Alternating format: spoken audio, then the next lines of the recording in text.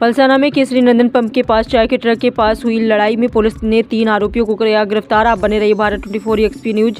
संपादक मनदीप भाई देसी पत्रकार की रिपोर्टिंग। पुरानी रंजिश का बदला लेने के लिए इन बदमाशों ने फिल्मी अंदाज में हमला किया, जिससे पूरे इलाके में दहशत फैल गई। इस भयानक लड़ाई का सीन सीसीटीवी कैमरे में कैद हो गया। पुलिस ने मुख्य आरोपी सोनू शर्मा को ढूंढ निकाला है और 3 को गिरफ्तार कर लिया है। सूरत जिले के पलसाना के पास 2 जनवरी को एक लड़ाई हुई थी, जिसमें सोनू राजपूत नाम का एक युवक अपने दोस्त फैजल के साथ जन्मदिन मनाकर वहां से गुजर रहा था। इसी बीच सोनू पंडित नाम के एक आदमी ने सोनू राजपूत को पहचान लिया तो सोनू रामावत शर्मा ने सोनू राजपूत को पलसाना में केसरी नंदन पंप के पास सामरिया चाय के ट्रक के पास बुलाया और अचानक उस पर हमला कर दिया। सोनू शर्मा और उसके साथियों, जो कि सिरफिरे माने जाते हैं, ने प्लान बनाकर सोनू राजपूत और फैजल को घेर लिया और उन पर लाठी डंडों से धारदार हथियारों से हमला कर दिया।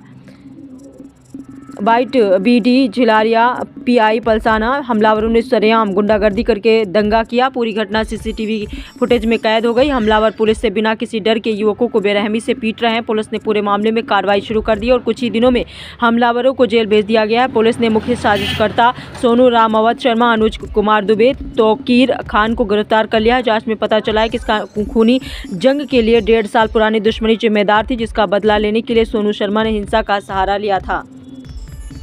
तारीख 2/1/2026 रोज પલસાણા પોલીસ સ્ટેશન ખાતે ભારતીય ન્યાય સંહિતાની કલમ 115(2), 351(2)(3) અને 352 મુજબનો ગુનો દાખલ થયેલ, જે મારામારીનો ગુનો હતો અને જેના આરોપી સોનુ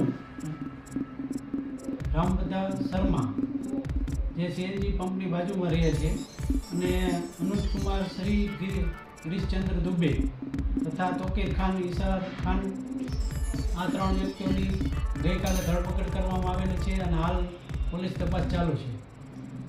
સર, મારામારી જે થયેલી સામે લીધે થયેલી ને શું હતું બાબત? મારામારીમાં જે ફરિયાદી અને આરોપી બંને 1.5 વર્ષ પહેલાં પલસાણા ખાતે રહેતા હતા અને 1.5 વર્ષ પહેલાં જ તેઓને મન દુઃખ હતું અને તેઓ પેટ્રોલ પંપ ખાતે અચાનક ભેગા થઈ ગયેલા, જેના કારણે બોલાચાલી થયેલી અને તેના કારણે મારામારી થયેલી। આમાં કોઈ ગુનાહિત ઇતિહાસ કે કોઈ સંદર્ભે? આ 3 આરોપીઓનો કોઈ ગુનાહિત ઇતિહાસ નથી।